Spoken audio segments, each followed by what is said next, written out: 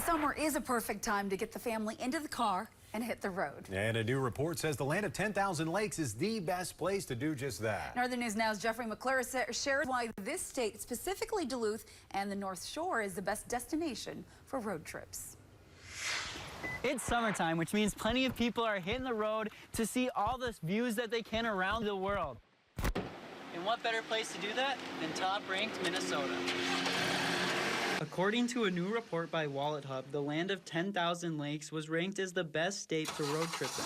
That's based on key metrics from AAA. The rankings highlight the state's abundant parks, safe roadways, and the affordable cost of camping and hotels. Fourth highest spending per capita on parks and recreation, so we're taking really good care of our park system. And for those visiting the North Shore, nature is the main attraction. I guess there's a lot of hills, and I really like hilly landscapes because you get really nice view from the top of the hill. Yunu Kim and Alana Irepton are studying abroad in the U.S. In their first week in Minnesota, they understand why it's the best of the best. It was so beautiful. We saw a lot of people swimming, and you can walk by the lakeside. So I really like that. According to AAA, events at Bayfront Festival Park also get people on the road. Nothing north of the Twin Cities that brings more paid attraction attention than the deck, and that includes Bayfront too. And so with Bayfront and the deck, we'll probably see over 600,000 visitors.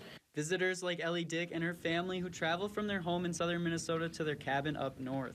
Definitely opened my eyes of how different each part of Minnesota is, and it's just it's so fun to see how different cultures are in different parts of the state.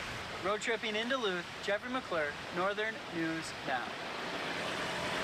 Jeffrey, thank you. Now, Hartman says art in the park and music at Bayfront also bring in a lot of visitors every summer.